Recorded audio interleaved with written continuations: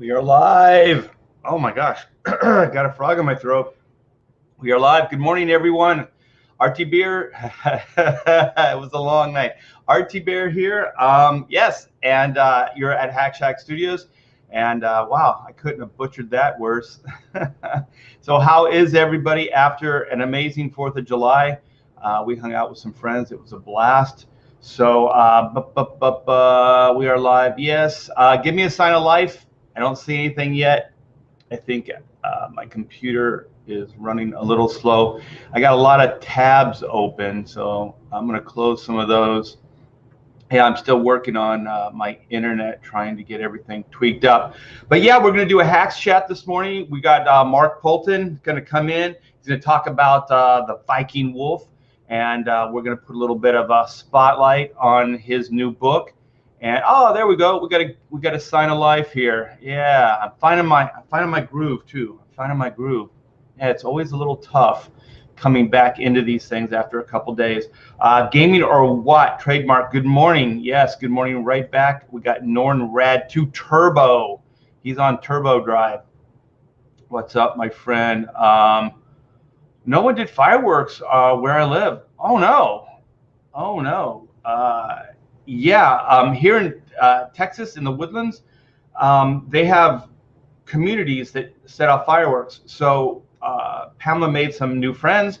We went over there, we ate, we had fun, and then around 9:30, we were right there in their backyard, but they were so close to it, fireworks going off, and it was great. And then I found out later, because there's signs all around this area that says fireworks are prohibited, and they told us that prohibited doesn't mean it's against the law. And they said, you will find that there are a lot of fireworks still being shot off around here. So I was like, oh, okay. And so all through the night, man, sure enough, there were mortars being shot in the air. There were all kinds of popping and just fireworks sounds all over the place.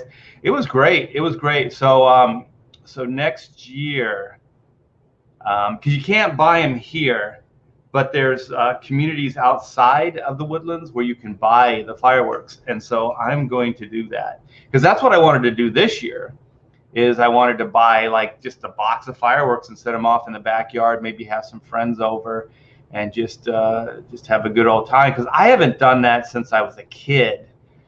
Growing up in LA County, fireworks were legal, and so usually with family, they would come by, or we would go over to their house and we would shoot off fireworks. It was a good time. You know, you would eat, drink, have a good time. Howdy, THX, 1968. That was a good year, and yes, I was around in '68. We have Bob, comic book Bob. What's up, man? My pontificator brother. Let's see. It's getting kind of weird in here, the lighting. We got Jay Lee. Good morning, Art. Oh, Peyton, my arch nemesis. Hey, Peyton, for the record, I was telling our new friends about your your butt shot there of that good-looking butt over there. Yeah, that you just took that. You just took that joke and you ran with it, my friend. All right. Well, I'm going to enough of this nonsense. I'm going to get Mark Poultan in here. Let's do this. Let's do this, Mark Poultan. All right.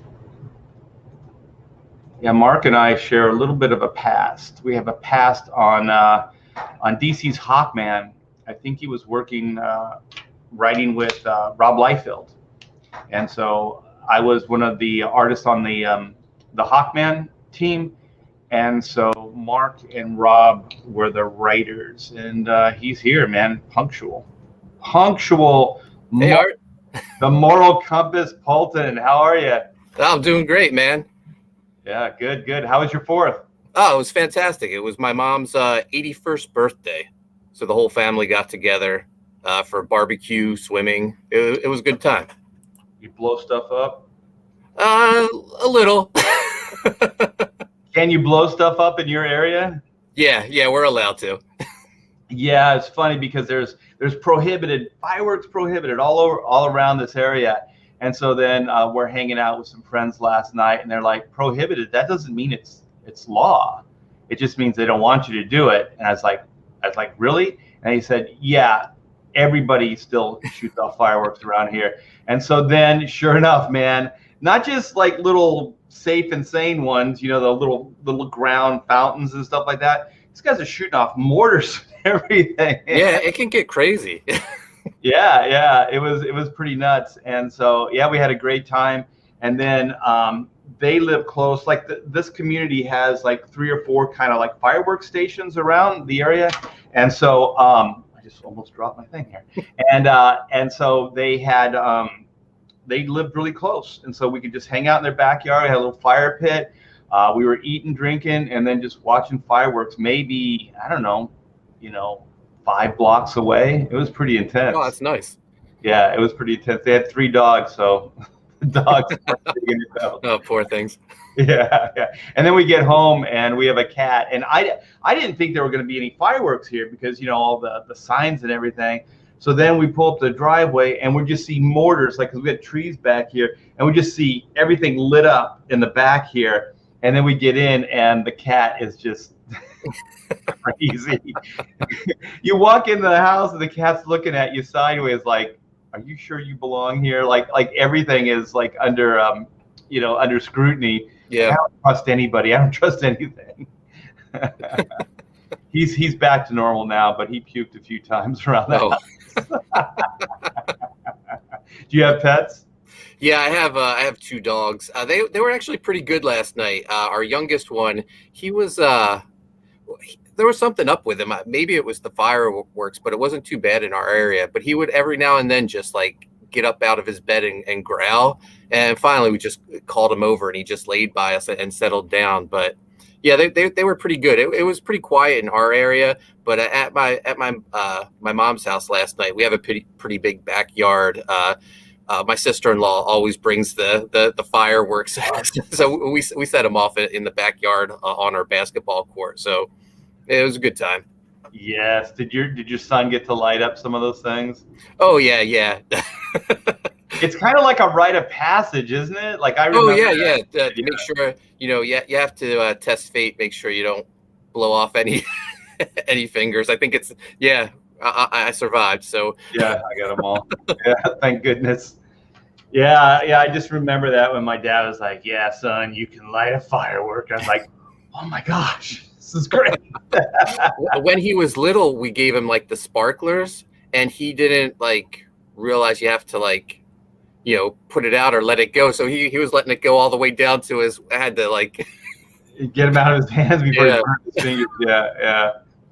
I just remember like as soon as your parents aren't around and there's a bunch of kids, you start whizzing those things at each other. Oh yeah. Yeah. You can't trust kids with fireworks. Yeah.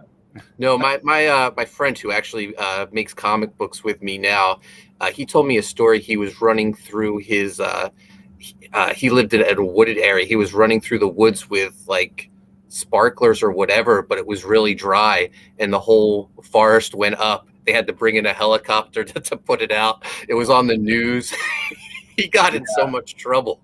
Yeah, where we lived in California, it wasn't just prohibited, it was law. Yeah. But it was so obvious and apparent you weren't going to do anything like that because it is dry in California. Here it rains all the time. Like we're Texas, but we're like southern, like Houston side, so it's really green and lush. So I know that you can still burn these trees, but it would be a lot harder than California because there's a lot of dry brush. Yeah, so I definitely understand that. And I guess there's something like this is a county, like Montgomery County, and there's different, like the way that they can pass laws and stuff like that. So if it was more incorporated into like Houston and stuff like that, then those laws could pertain here, but they can't really enforce those laws because it's a county or there's some kind of like more private, like this is more private land than I guess state or whatever. So they can't really do that. So now I know. And so next year, Mark, we're gonna have fireworks in the backyard. Awesome. we're You'll have gonna to live stream.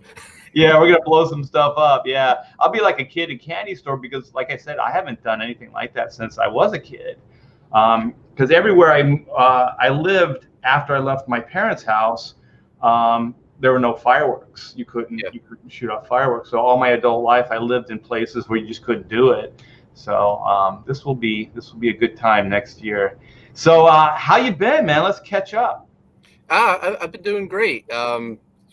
It looks like I'll be going out to Michigan in like a couple weeks. John and I will sign Graveyard Shift and start sending them out. Everything's just been going fantastic with all my projects. So yeah, I'm very fortunate. I heard you talking about Hawkman before you brought me on. Yeah. New 52 was trending this weekend. I don't. I guess it was like is it the 10th anniversary of New 52 or something? Been 10 years? Oh. Yeah, it doesn't seem like 10 years. Oh my gosh. I know if you brought your son in, I would really flip, because I remember like you posting when he was born and stuff like that. Yeah. Yeah. So He's 11 now, so it's there great. you go. Yeah, maybe it has been 10 years. Yeah. Yeah. So that was a great. I think there were two things that happened with Hawkman. One, the main thing is, for some reason, people just don't really buy Hawkman books. And the second was, we inherited kind of a book that was already declining in sales. Yeah.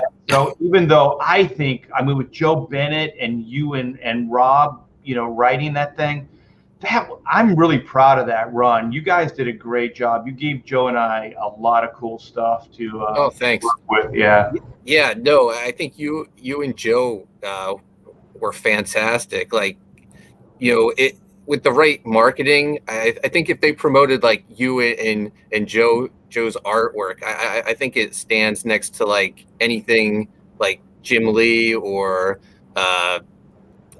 anyone at DC was doing at that time.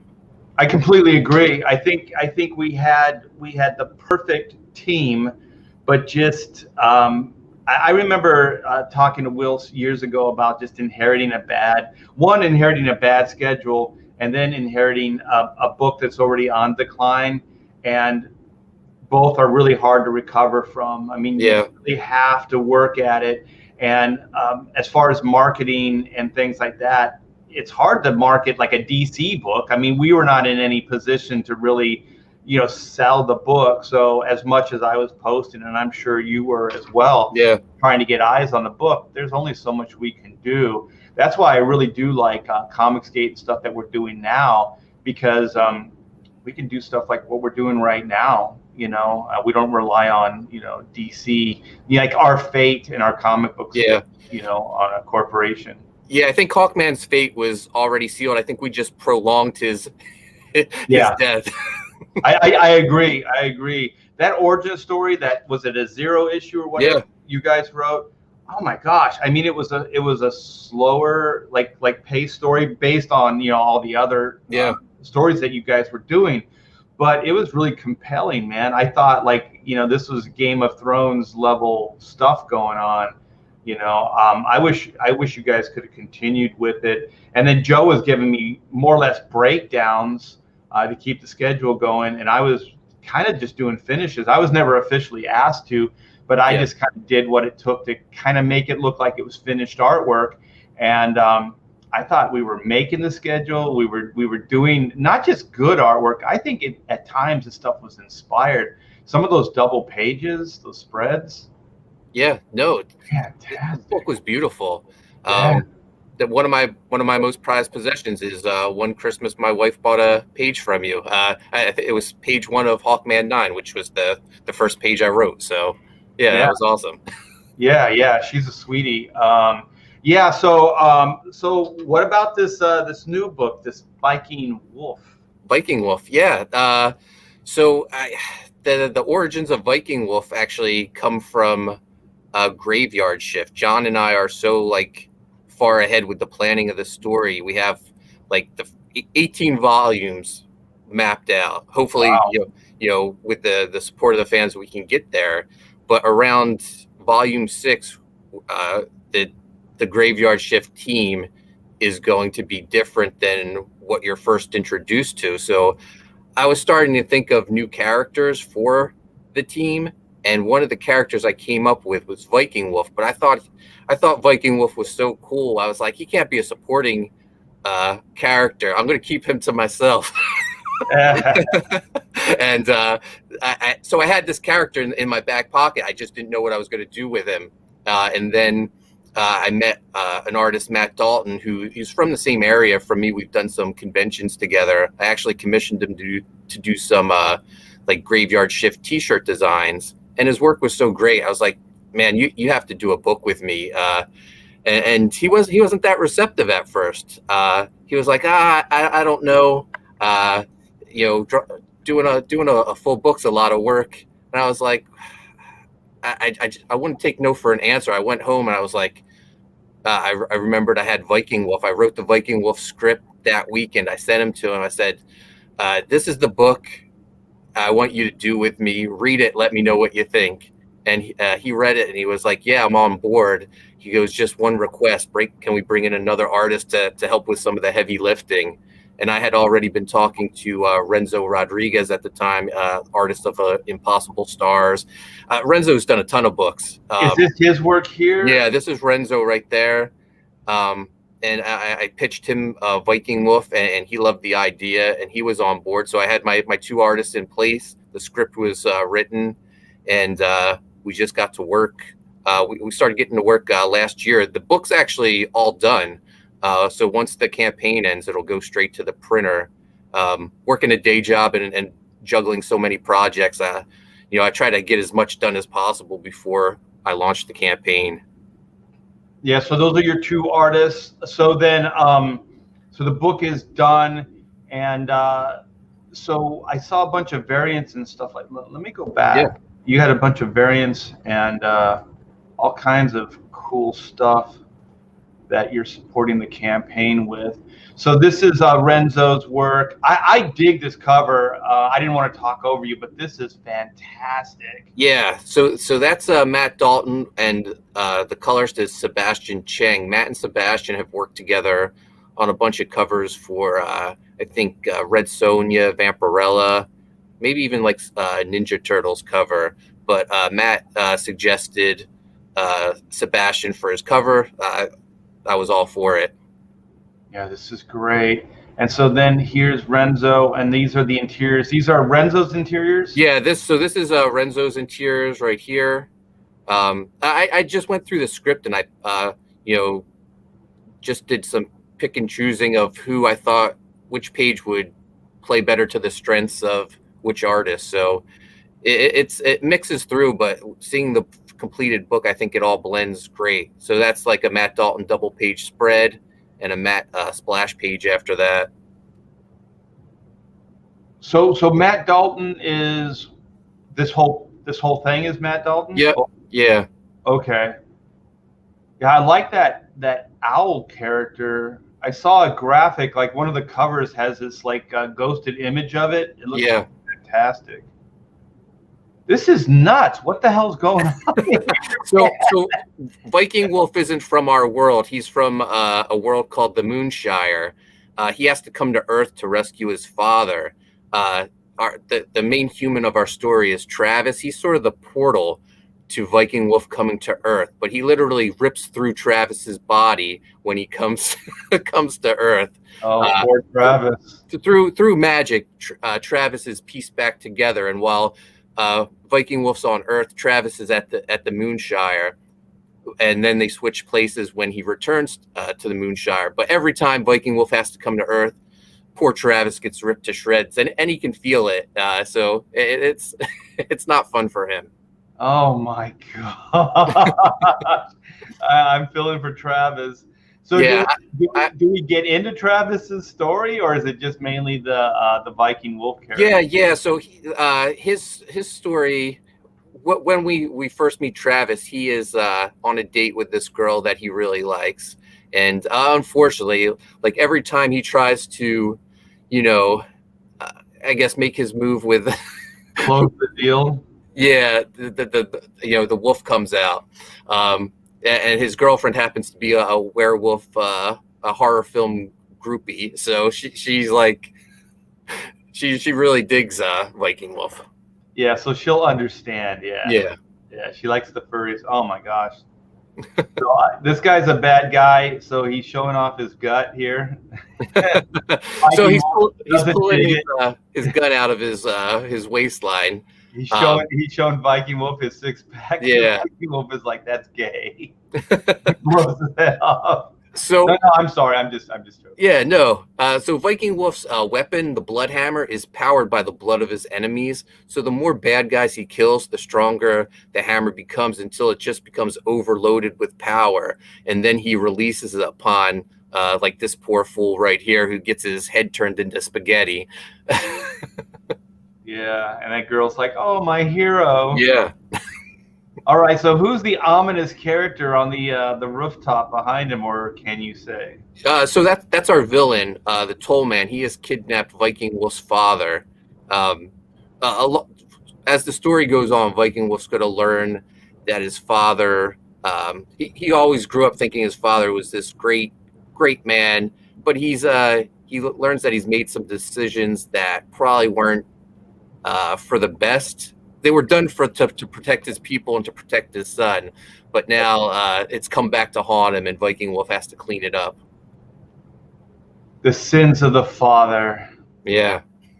Oh, this is the cover. Yeah, this thing is crazy cool. I dig this cover. And there's that owl that I was talking about. Yeah. So Jose Garcia did this cover for me. He had won our Graveyard Shift fan art contest last year, and I just loved his work. I hired him to do a cover for Viking Wolf, and now he has his own projects going on that are doing great, Lumina Vox. But yeah, he did this, and I had people requesting me to do a black and white version of the book, and I was like, oh, Jose's cover would be perfect for a black and white edition of the book. Yeah, yeah. And the Death by Stereo, is that from Lost Boys? Yeah, that's my favorite movie.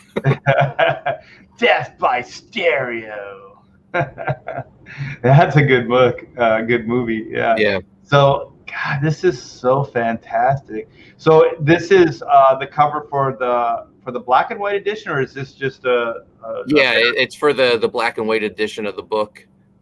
It may end up being black and white and red. I've had some requests for people to, add red to all since there's so much blood in the book. Yeah. Well, this one comes pre-read, so yeah, it looks pretty fantastic. Yeah, I think this is my favorite cover so far. Yeah, Jose he's brilliant, man. Yeah. Okay, so who's this? So that's Matt's artwork. It's just some samples of what the black and white interior pages will look like. This is an interior page? Yeah. Oh my gosh, this is fantastic. No wonder he needed some help, right? There's a lot of here. A lot of detail goes into these pages.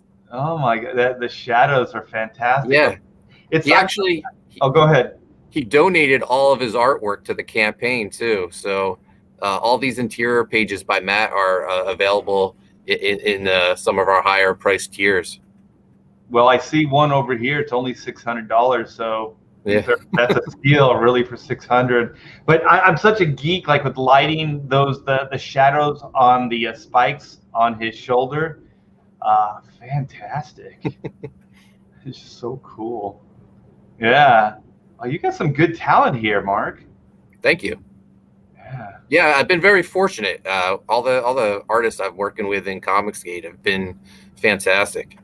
Do you find the more that you do, you kind of have a reputation, and so people coming to you now, like saying, yeah, I feel a little guilty because I know how it is as a writer trying to find artists to work with, but they're coming to me now, so it's nice. Yeah, it's always better. There's this pizza thing. What is with this pizza? The haunted pizza? Sure. So Haunted Pizza is the name of my my company that I publish all my books through. I own it with my son Chase. Our very first book was a kid's graphic novel called Pizza Tree. So when it was time to create an LLC, I was like, well, let's just do something pizza themed. So we came up with Haunted Pizza, and with this campaign, we're offering the Haunted Pizza yearbook. I'm a huge '90s fan. I love Extreme Studio. I know they did the Extreme Studio yearbooks every year, so I wanted to do something similar with like creator bios and exclusive artwork, and introducing new characters. Like this is the first appearance of Gun Goth, and she's on the cover of the Haunted Pizza yearbook. That's fantastic. I knew there was something else going on with that Haunted Pizza. Nagging at me, I was like, I think I know what this is. Yeah. So I have my business account under Haunted Pizza. So every time I go to the bank, they think I own a pizza company. They're asking if I can deliver. I keep explaining I publish comic books and children's books. Oh, that's fantastic. So this is a hard case. So this is for the all the books here. Yeah, so I have the case right here. This will come with everything that we're offering in the campaign. Matt's cover, Renzo's cover, the black and white version, the Haunted Pizza yearbook. It has a magnetic closing.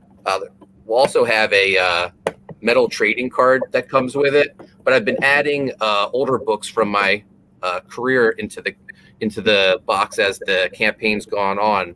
This is my first published work, Coney Wave's first wave. This is a 100-page black and white digest that'll come in the box. This Coney Wave's Demon Slayer crossover with a Marat Michaels cover will be included, and then I included this. This is my first published artwork. I did the retailer incentive cover for Coney Wave. Is that Marat as well? I drew this cover. Oh, that's fantastic. Yeah. Thank you. I didn't know you could draw. Yeah. I'm not just a writer. That's just a rumor that's going around. So who drew Pizza Tree? Originally I was supposed to draw Pizza Tree. I actually drew the entire thing, but I liked the story so much. I was like, we need a better artist. And a friend introduced me to an artist, Ryan Onorato, who actually does all like the pre-press stuff on Graveyard Shift now. And I showed him the pages to Pizza Tree, and I was like, this is kind of the style I want, but I want it better. And he was like, this is actually pretty good. Can I just, I'll just ink over your pencils and in his style. So I guess technically I did the layouts. He did the finishes over it. Yeah, it's fantastic. Yeah, is your kid still writing? Yeah, he actually the last Graveyard Shift campaign, he co-wrote the little Graveyard Shift story with me. Oh, that's cool. Yeah, who was that drew that? Kyung Lee. Kyung Lee, that's right. Yeah. Yeah. So are there going to be any Graveyard Shift books packaged in the box, or is it going to be your like past library of books? Yeah, the new stuff that I'm adding throughout the campaign will just be like older stuff from my career. Possibly Pizza Tree? Possibly. You never know. Yeah, I want to get into that because I think those magnetic boxes, because I collect like I have the Disney art books. I can see them from here, and they have those if you buy the more expensive ones, they're usually signed by the creative team, and they'll have a lithograph and they have a slip cover. So I have like the Tarzan book. I have like the what is it? What was it called? The one that was kind of the pirate. It's like Treasure Planet. That was it. Yeah.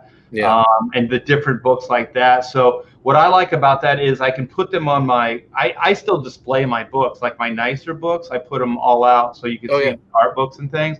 And those, like what you guys are doing, it has the spine, right? So it has like a spine artwork on it, and then you can just like slide it right into your bookshelf, and then you can find all your collection of Mark Poultan books and things like that. I think those they're really nice. Yeah, and also, I've been to conventions and people were doing that. They would bring like their collection of X-Men books or whatever, and they would have them in their little packs. Yeah. So they could just pull it out, and like they were like, this one was like RT Bear, so it was like a pack of just my books. So then he could just plop it out there, and then you can sign them all, and then he could organize it, put it back in his backpack, and then he'll pull out his next stack of books. Yeah, So that's it awesome. keeps them intact, from getting damaged, and also it just kind of organizes things. And then like I said, the big bonus is that it looks great on your bookshelf there. Yeah. So what is this? Did Mark mention the fan contest draw stream yet? So this Friday, July 9th, I'm going to be on the Ott and Stuff channel, which I think, or have you been a guest on Ott and Stuff yet? No, no. No, I think they're gonna. I think they told me they're gonna have you on, and maybe you don't know know yet.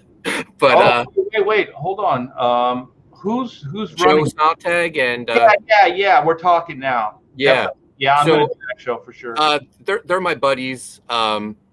So we're gonna have a Viking Wolf fan a sketch stream this Friday, and we're going to pick the 4 best, and they're going to get printed in the book, and they're going to win prizes. So yeah, so definitely this Friday 9 o'clock, tune into Ott and Stuff. We're gonna be sketching Viking Wolf. Going to have a bunch of artists on the stream. People in the chat are more than welcome to join in as well. Yeah, it's fantastic. I mean, that's what's great about this group of people is all these unexpected things happen, and it's just fun to watch. And you're having fun, but you're advertising your book at the same time. Yeah. No, I've never I've been in the I haven't been in the industry as long as you, but in my 15 years in comics, this is like the best community I've ever been a part of. It's fantastic. Yeah, and you've always pretty much been independent, right? I mean, you dabbled in the mainstream, but primarily, right? Yeah, no, I started out those Coney Waves books were creator owned back in 2006, and yeah. So yeah, I've always been an indie guy. Yeah, sometimes I wish that I was more independent, because when I first started, with Comicsgate and hanging out with all you guys, was I still had that DC Marvel mentality that there's going to be somebody else that's going to advertise your book. Like somehow miraculously they were going to sell themselves. Right. So over time you start realizing like, no, this is part of the deal. And then you realize as you go, well, for me, you realize further that really the most important thing is the advertising. You know what I mean? Because if you don't get the eyes on your book, and you don't get the backers, and you don't do that, then there isn't going to be a book. You know what I mean? So that's the most important thing. I mean, drawing the book and doing all that stuff is important too, but it's something that I don't think you and I need to focus on as much, because we've been doing it for a while. You know what I mean? So it's more or less actually just kind of getting the word out. Yeah, I mean, you can go through Indiegogo or Kickstarter and see a ton of fantastic looking books, but if people don't know about it, it's sad. You'll see a lot of good books go unfunded. Yeah. I did a Kickstarter book probably 10 years ago or whatever it was, and they also kind of in the literature, like they let you think that they're going to kind of promote your book. Yeah. But they really don't. It's kind of like working at Image Comics. Like they really don't advertise your book. Yeah, no. Yeah. And so it really is just, you, the creative people, getting the word out. And the thing is, I'm so envious of you and John, because you guys are both mouthpieces for the projects. And trust me, man, that really helps, because you guys can do twice the amount of damage than somebody like I can. You know what I mean? Yeah, no, the first, I guess like the first year, like when we launched Graveyard Shift, John was like, we can do this 2 ways. He knew I was a quiet person. He was like, we can do it 2 ways. We can launch it on under your name, and he was like, I'll support it. He goes, or we can launch it under my name, and I'll go light some fires under people.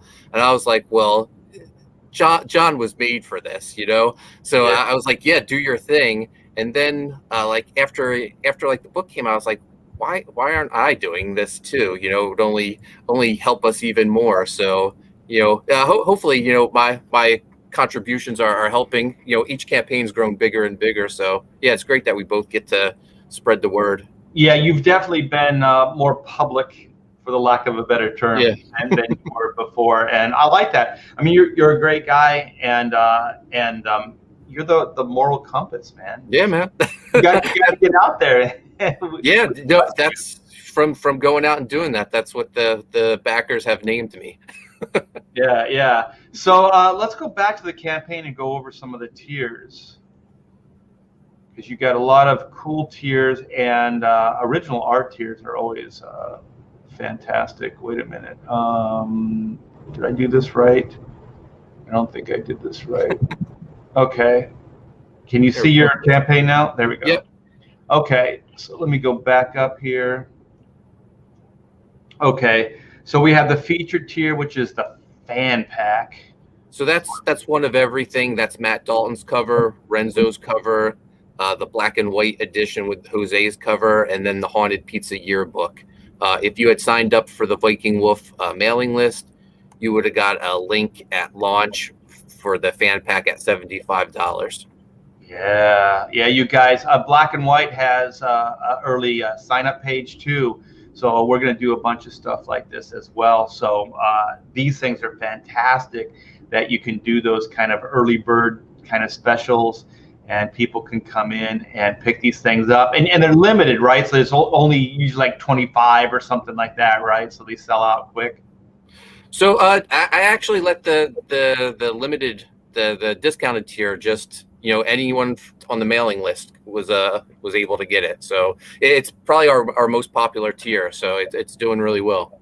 Well, how did you limit that? Oh, it's not public. Yeah. Okay. Very cool. And I have to ask, what is the yearbook? You said like the extreme yearbook, but what is it?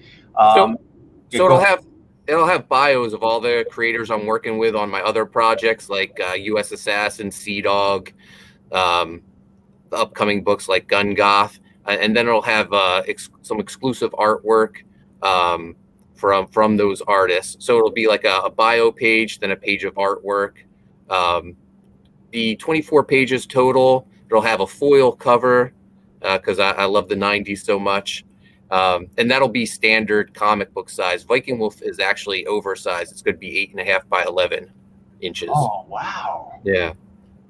So what inspired that? I just thought Matt and Renzo's artwork was so awesome. I want people to enjoy it on a bigger scale. Yeah, that's not magazine like European size, is it? Like my inspiration for it was like the DC Black Label books. So I think it's about the same size as that. Okay, because I do like the magazine size. 'Cause Marvel in the day used to put out the magazines, and I think like the European format is more of like coffee table book or magazine size. Yeah. Yeah. So this is the main book tier. Yep, Matt's cover, and all the books are going to come signed by Matt and I. Matt's local to me, so it makes it easier. Very cool. That cover still floors me. It's so good. Yeah, so good. And this is Renzo's cover here. Yep. Yeah. And then this is the cover to get. That cover is so cool, man. This is the black and white edition. So this is Jose, right? Yeah. Yeah. Is his name on this? I don't see his name. I think it's on the main part, not on the actually. I should change that. Yeah. And then this is the Haunted Yearbook. Yep. Sweet. So they're going to be pictures of you guys, like photos? Yeah. It'll have a picture of every creator, and then their little bio, all their credits and stuff like that. So both covers. Sweet. And then all three of the covers. The triple threat. Okay, so this is the collector's case. Yep. So what books come with this? So it's the case. So in the case right now, Matt Dalton's cover, Renzo Rodriguez's cover, Jose's black cover to the black and white edition of the book, the Haunted Pizza Yearbook, and since the campaign started, I added the Coney Waves black and white collected edition, the Coney Waves Demon Slayer regular cover, and then the Coney Waves Demon Slayer retailer incentive cover. So 7 books right now. Wow, that is great. And so a metal when you trade say right now, what do you mean by right now? As the campaign's been going on, I've been adding more and more to the box. So by the time the campaign's over, there might be even more books added to the box. It's the best value. Yeah, you got to be careful though, because you're shipping. Yep. Yeah, you might get yourself into a bind there. Yeah, it'll be good for the consumer, but it might hurt you. That's fantastic, man. So you guys heard this. This thing is going to just be. You're going to get more than what's listed here, possibly as the campaign goes further along. So yeah, get your Viking Wolf collector's case. 22 collected, or claims. So that's pretty damn good here. Oh, original, only $300. What? So this is Matt Dalton stuff. Yeah. Oh, Matt. Actually, that's page 1. I have it right here. Oh, that's the one that's in the yeah side here. That thing's fantastic. So you have it. You're holding it up. Yeah. Let me go back, see if I can do this. Oh my gosh, 11 by 17. To get a splash page for $300, you guys, that's a steal, and that splash is fantastic. Oh my gosh, yes. I'm surprised it's still there. Share. See if I can do this without screwing up. Okay, yeah, wow. When did you put this page up? Since the campaign launched, it's been up. We've had a couple pieces of original art snagged so far, but there's still plenty left.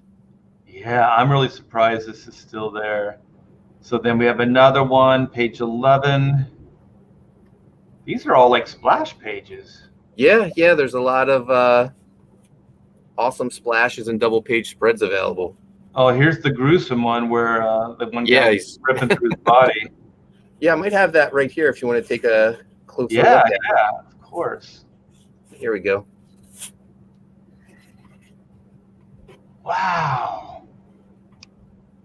You guys, this is $400. Like splash pages, could go 6, 8, 1,000, depending on the artist. This is a damn good price. Wow. Yeah. 11 by 17 Bristol board. And also, like, not very many people draw traditional anymore. So just to get a page of artwork is pretty rare these days. Okay, there's another one here. Oh my gosh, there's a bunch of splash pages. This reminds me of the Hawkman stuff that you guys. Yeah. Oh, here's that. This is a great page as well. This is page 24. I have it. Yeah, why don't we go through? We'll go through this and get the prices, and I'll come back, and you can show all the originals there. So you sold. You sold a couple. 600. Yeah. All these pages look amazing. Here's is that a double page? 20 and 21. Yeah. $500, you guys. Wow. These are great prices. That's great artwork. It's fantastic. So let's see. We didn't even really go over. So you're 23 days left. Is that still your first month? No. This is the last 23 days of the campaign. Okay. So was it only up for a month?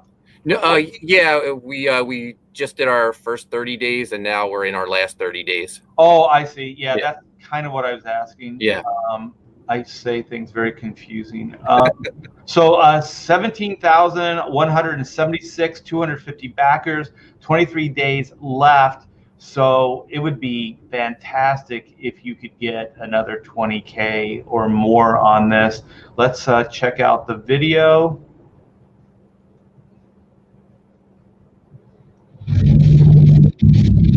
From Mark Poultan. Screenwriter of Graveyard Shift.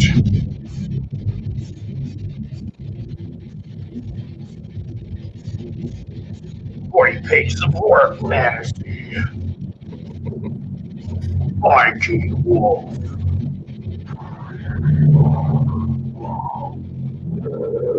Oh, that's fantastic. So the person screaming at the end, that's actually Joe Sontag from the Ott and Stuff show. Oh, that's cool. He used to be in a metal band. I'm sure he'll tell you when you're on his show. Yeah. We got a couple of those. We got the death metal hero too. Yeah, that's fantastic. Yeah, this cover alone is amazing. Original artworks. Let's go back and look at some of the original artwork here. So this is page 24. This is the shot of our villain. He was that ominous looking man on the roof. Yeah. Yeah. And that's Viking Wolf's father behind him, locked up. So is he kind of like a Odin type character because he's got the crow and? Yeah. He's kind of like a I don't know, not time traveling, but a world traveling vampire.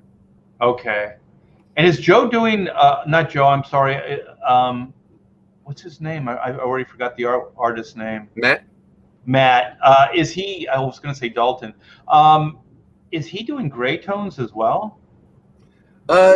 No, these are all just the smoke right there where your finger is. Looks like gray tone, like wash. No, it's just like cross hatching. Oh wow. Yeah. Oh my gosh, yeah, it's so fine line. It looks like a ink wash. That's fantastic. Yeah, no, he's amazing. Let me grab another page. He's not afraid of the blacks. Putting down some heavy blacks for sure. Here's a double page spread. And this is only $500, you guys. Wow. It's a great design, the Viking Wolf himself.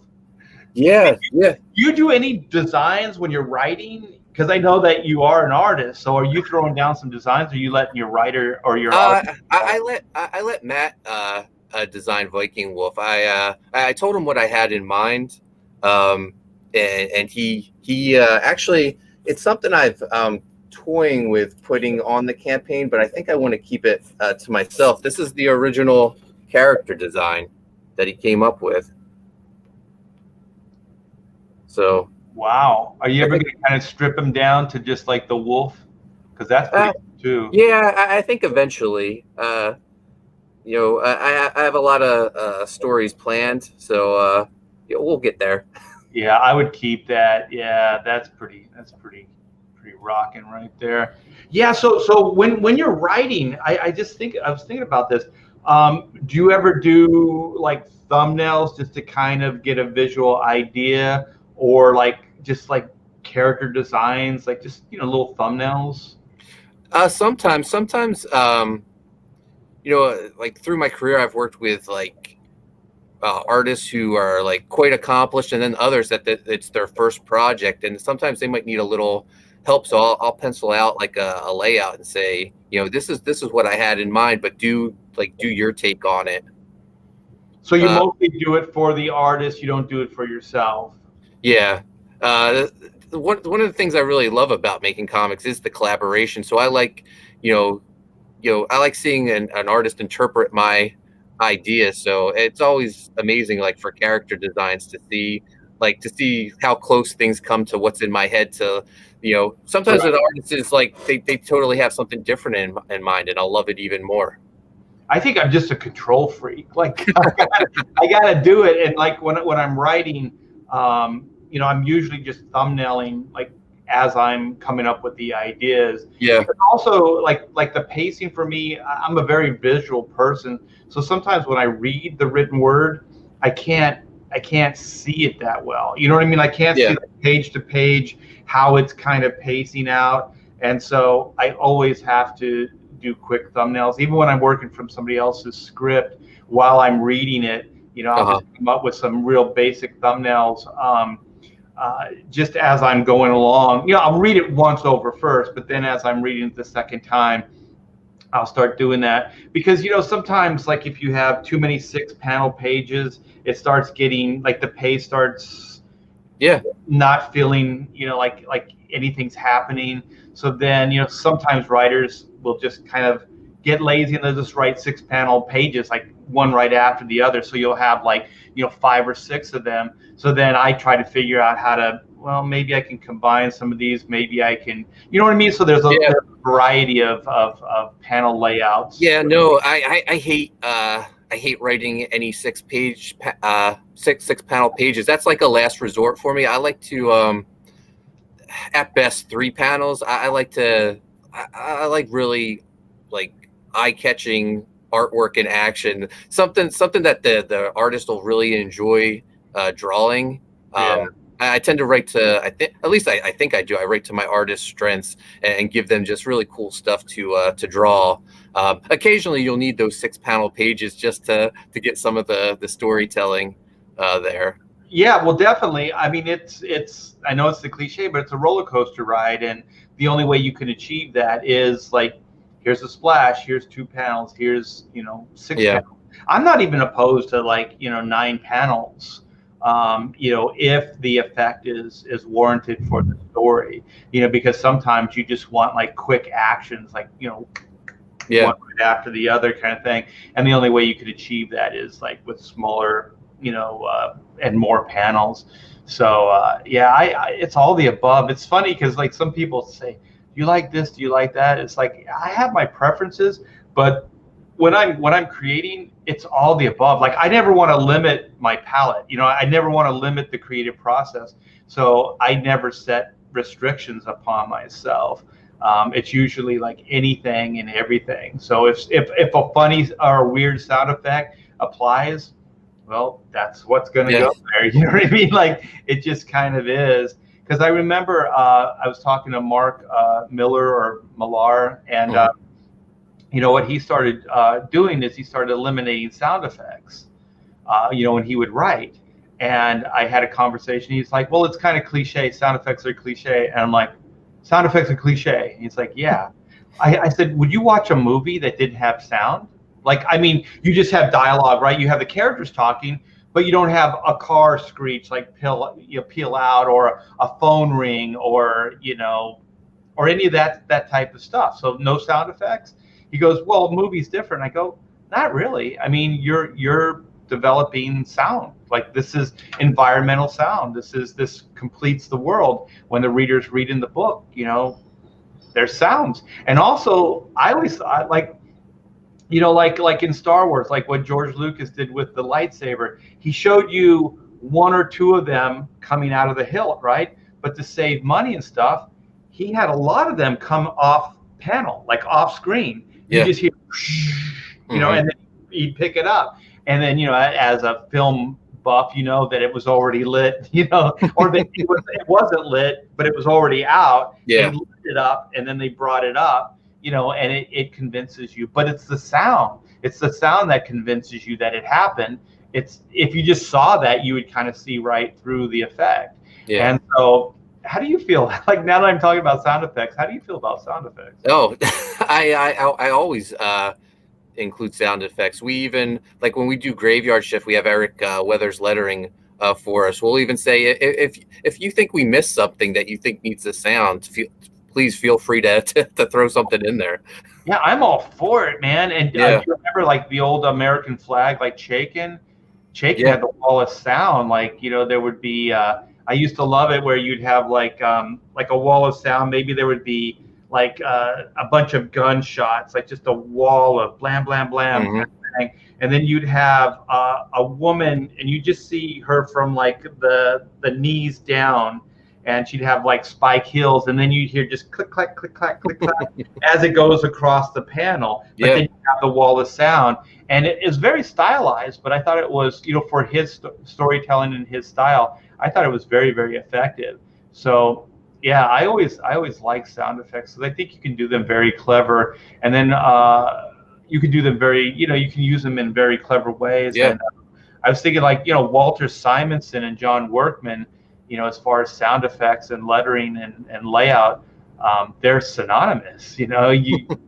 you don't see, like if you saw Walter Simonson's work without, John Workman's lettering over it, or like that type of style, you would just go, this isn't Walter Simonson, So it can Yeah, really absolutely. have a major effect. So I wanted to share something else with everybody. There's a phenomenal campaign happening right here, and history is being rewritten as we speak, you guys. So this is a Cyberfrog, a first wave Cyberfrog action figures, and I don't even know if it's been 24 hours yet. I think we're closing in on the 24-hour timeline. Let me hit Yeah. refresh because I put this up this morning. So let's see if he's at 200,000 yet. 198, 290. So 860 backers. Like I said, this is just closing in on 24 hours. This is absolutely Amazing. fantastic. Yeah, he's almost at half of his fixed goal. I think when I was talking to Ethan, he needs close to 1 million, I think, to make this whole thing happen. And it sounds like a lot of money, but toys, especially articulated ones like this, are very, very expensive. I had a roommate that worked for a Taiwanese toy company, and he would talk about the tooling and just the mechanics and how expensive it is to make these toys, and also just to paint them on this level is quite expensive. So yeah, this is fantastic. Ethan's Comicsgate through and through. This campaign looks amazing. There's all kinds of variants of the Cyberfrog character. There's a few variants on Heather Swain. So I think there's like one of the cool ones is there's a retro 90s Cyberfrog. Have you seen Yeah, I that? really like that one. Yeah, let's check this out. I think the redesign is very cool, but for some reason, I think I like the retro face too. Yeah. It's got one eyebrow up. A lot of character. Yeah, here it is right here. Yeah, it's got the boxy knee pads. It's so cool. Yeah. There it is right there. I guess they're both up higher, but the eyes are, kind of arched a little bit more. Yeah, this is fantastic. And then Yeah, I think there's like one of the stretch goals is there's a one with him, the 90s Cyberfrog, like grimacing where you see teeth and stuff. So I think that's like later down in the stretch goals. yeah, I like the ones with.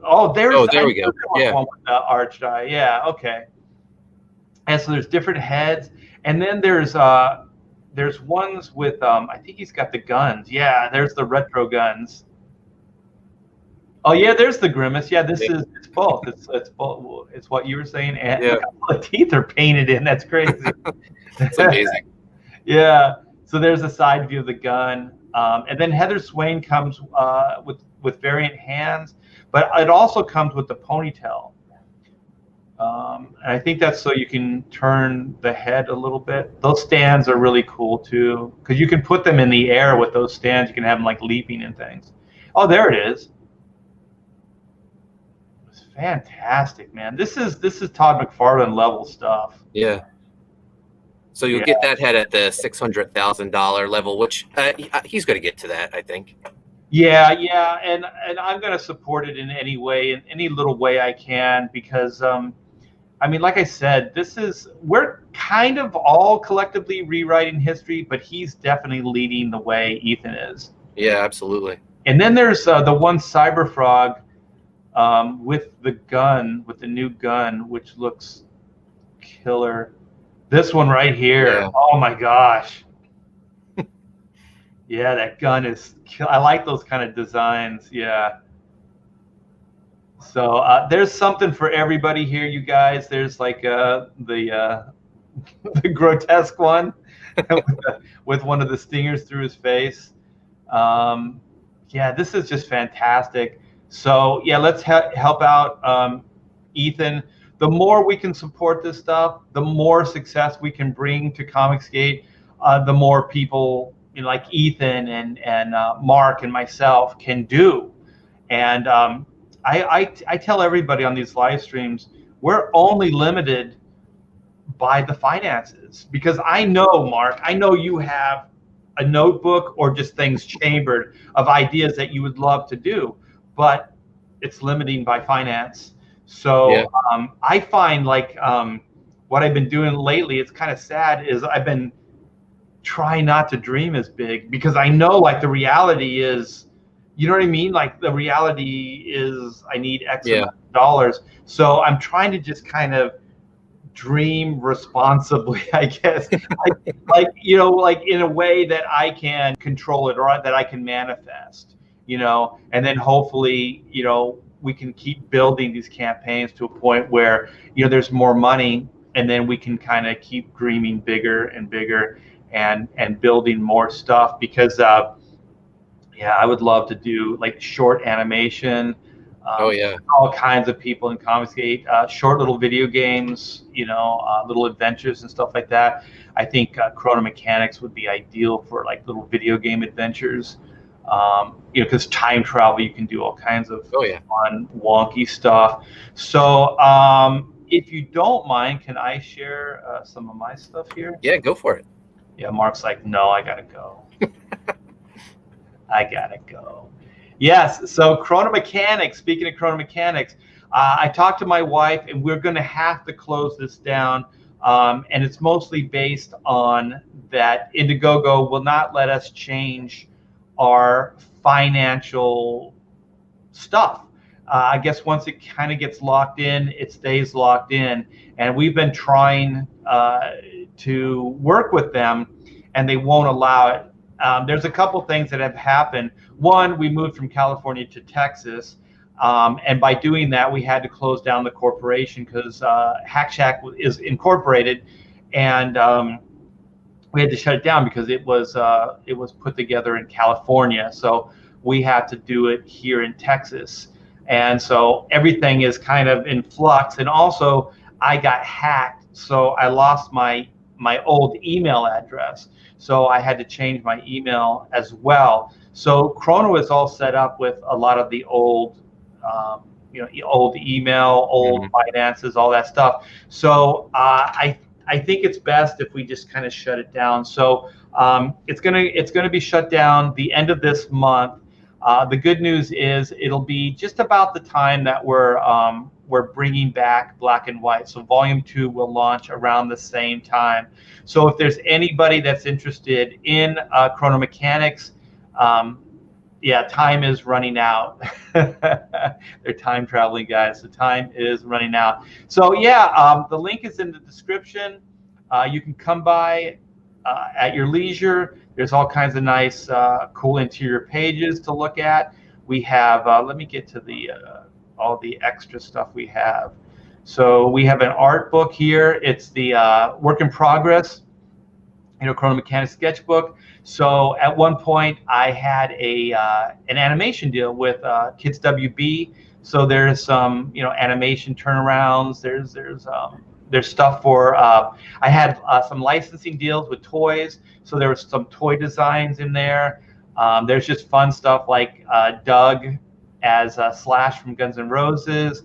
So there's all kinds of fun behind the scenes, work in progress stuff that's in the book there. And then we have variants. I'm calling this the Superstar Collection. And so this is Sean Cheeks Galloway. He did the design work for the 2 Hellboy movies, the animated movies with Mike Mignola. He did the what's it called, the Spectacular Spider-Man cartoon show. He did the design work for that as well. So video games and designer, just majorly talented. And he did this Oot cover for me. And then this is Tom Bancroft doing Doug. And Tom, major Disney animator. I think they were calling it the second Renaissance. So, you know, Beauty and the Beast, you know, Lion King, Mulan. He was the key animator designer for Mushu on Mulan. So he's a good friend. He drew this cover up for me. And then we have comics great Aaron Lopresti, after Bernie Wrightson did Zin. And this looks fantastic. And Yeah, Aaron is now like he's out. He's Comicsgate, man, full on. And then we got the great Carlo Barberi, and he did Caravaggio, and it's just fantastic. So yeah, these are all offered in a tier, the variants, and my wife is still packing all these orders with some of the stretch goals. We pulled them down from the main site, but the stretch goals are still going out. So if you guys want, like I said, the link is in the description. Click on it, come by, check it out. If there's something you like, the books are done. All this stuff is printed up. All the stretch goals are made. So this book is ready to go. So as soon as we get the orders, the books will go out. And we just hit another major number, and we're at 53. So thank you guys so much. We just generated another 1,000 in last couple of weeks. So I do appreciate you guys coming in, supporting the book. It's a fantastic read. It's 60 pages, fun action adventure, sci-fi time travel story. So I think you guys will dig it. Everybody's always screaming, right, Mark? They're like, we want something different. We want something different. Well, yeah. Here you go. It is. Something different. So yeah, come check it out. And also, just real quick, Mark's book, The Viking Wolf, is in the description too. So there's a link in the description. So if you guys want to check that out, it's easy to click. Just click on it. And then there's one last thing I want to do, and I want to share with you the Black and White campaign. And then we can get Mark to say his parting shot. All right, so here we go. So this is Black and White. This is Volume 2, Man vs. Machine. Early signer-uppers will get access to early bird specials, exclusives. The exclusives are going to sell out fast. And then this is the artwork for the trading card. So there's going to be a free trading card with backer. So if you back something, you will get this trading card absolutely free. There's going to be all kinds of cool stretch goals as well, you guys. So this is going to be a big campaign, hopefully bigger than Volume 1, which was huge. And so here's the video here.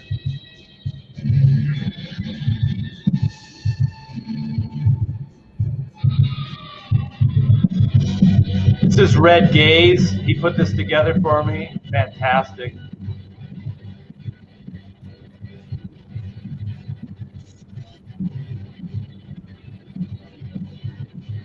So I had to use old artwork because I didn't want to give anything away. Yeah. Red Gaze did my Viking Wolf trailer. He's great. Yeah, he's really talented. Giant robots. What? Great Capullo variant. We're going to bring those back to you guys.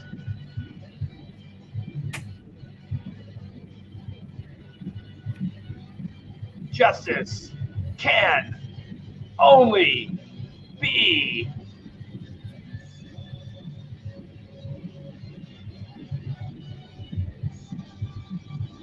Yeah.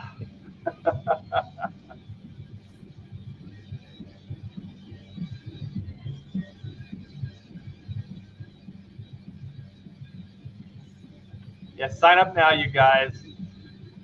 That's great. I got the Capullo cover the first campaign, so I'm looking forward to this. Oh, cool. Thank you so much. Yeah, it's going to be big. I can't wait. It's always it's so weird where you have like working dates, like, well, you know, the end of the month or whatever, and then you still realize how much work you need to do and how much time it takes. And so I noticed that even John's doing it kind of with you know, Godlike, where, you know, it just kind of keeps being, you know, moved back a little bit. And I think it's just that a lot of us have never done these things, even though there have been campaigns, but it's not like we do it every day. You know what I mean? So we don't really have that kind of idea, like how much time it's really going to take to do these things. And also every campaign is completely different. Yeah. You know? So yeah, there's all kinds of those things, and we're doing all this stuff ourselves. Yeah, we're all still going through growing pains trying to figure this out. Oh yeah, so at some time, 10 years from now, I'll have it all figured out. I'll be a pro at it. Yeah. So there's a lot of people, yelling Viking Wolf in the chat. So that's phenomenal. We got Joe Suntag is in the chat. That's cool. What's up, Joe? Joe says I was backer on Viking Wolf. He was backer number 5 and 53. So he backed it twice. That's awesome. Thanks, Joe. It's so nice. He backed it twice. Music sounds like I'm listening to it through a wall. Oh, sorry about that. Is that sound or actual music? Oh, it's music. Yeah, I can turn it up on the computer, but what I usually end up doing is forgetting to turn it up first on my computer and then going to the site, because I can't do it once I hit like full screen. So we got hell yeah, black and white, looks great. Perfect. Volume 1. Will Volume 1 be available as an add-on? Yes, that's going to be part of the early bird idea, because I only have so many of the original covers. So we're going to make those available, but they're going to be very, very limited. So that's why also I'm encouraging people to sign up now, because you'll have access to the campaign before we go, to everybody, to the general public. So you'll have access to the shop, or the shop, and be able to get in there before anybody else. So that's kind of the idea behind that. And then once those sell out, I'm going to reissue it with a new cover. So it'll have a new cover on it. So you will be able to get Volume 1 and Volume 2 somehow. It'll be you'll have access to it. So we'll figure all that stuff out as we go. All right, my friend. So it's been a blast, Mark. I always like hanging out with you, brother. Yeah, thanks so much. It's always great talking with you. Yeah. So any parting shots with Viking Wolf? Anything you'd like to leave our audience with? I just want to remind people the book is 100% done. So when the campaign ends in 23 days, we're going straight to the printer. I expect to start fulfilling this end of August. So it's a quick turnaround time for everyone. Yeah, and I just checked the site. You just got a couple backers, is that right? Oh, awesome. Yeah, so you're at 17,661 and 252 backers. Well, that's great. So yeah, we got you a couple backers, so that's good. You guys are the best. Thank you so very much. Thanks, Mark, for coming in and hanging out, and continued success with Viking Wolf and all your other Comicscape books. Thank you. Fantastic. All right, man. Take care.